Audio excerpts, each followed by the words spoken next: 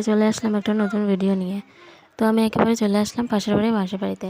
এসে দেখছি ওই যে বনুর বর ওই চুলো করছে, ও দাঁড়িয়ে রয়েছে, এই যে বোন।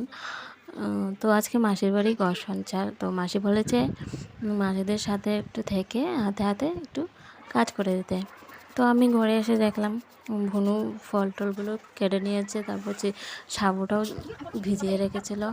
তো আমি এসেছি এগুলোকে ঝেড়ে, তারপর এই যে গামলা নিয়ে নিলাম। তারপর আমি সবগুলোকে নিয়ে এক জায়গায় বসে পড়লাম, ফল টল সবগুলো এক জায়গায় নিয়ে তারপর আমি চিড়ের ভোগটা সাজিয়ে নিচ্ছি। এই যে চিড়ের ভোগটা সাজানোর পর আমি পঞ্চদেবতার ভোগটাও সাজিয়ে নেব।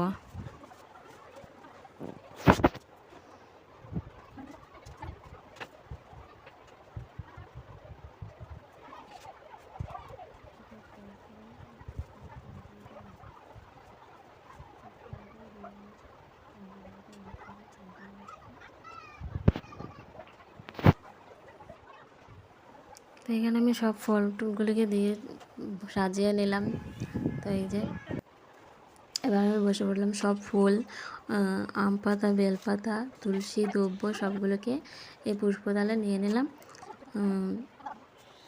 তারপর আমি এই যে পুজোর যা যা জিনিসপত্র সব আমি সাজিয়ে নিলাম এই গামলাটায়। শাড়ি, গামছা, রুমাল, আয়না, চিরুনি, সিঁদুর, ঘি, মধু, অঘুর সবগুলিকে আমি এক জায়গায় রেখে দিলাম। এই যে শাঁখা,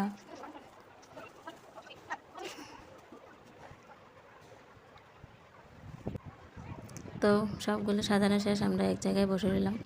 পুরোহিত এখনও আসেনি, তাই আমি একটু ঘরে চলে আসলাম। যে ঘরে এসে দেখি মা মালা জপ করছে। তারপর আমি চলে আসলাম একদম দুপুরে। তো ওদিকে খিচুড়ি রান্না হচ্ছে, আর এইদিকে পুজো প্রায় শেষের পথে, যজ্ঞ হয়ে যাচ্ছে। তো এবার ওরা মহামৃত্যুঞ্জয় মন্ত্র জপ করছে।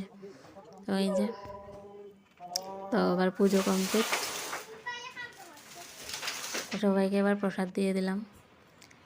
প্রসাদ দেওয়ার পর আমি একটু ঘরে চলে আসলাম, এই যে বড়দার ছেলেকে নিয়ে বসলাম। তো এবার এখন বাজে রাত 7টা, আমরা প্রসাদ।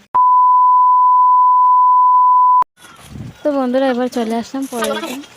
তো পরের দিন একটু বিজি ছিলাম সারাদিন, এদের করে এই বোনের শ্বশুরবাড়ির লোক এসেছিলো, অনেক মানুষ এসেছিলো। তো তাই তো খাবার দাবার পরিবেশন করতে হয়েছিল আমাদেরকে, তাই আমি ভিডিওটা করতে পারিনি। তো আমরা খাওয়ার ভিডিওটাই করলাম। এই যে বোনও ভাত দিচ্ছে সবাইকে।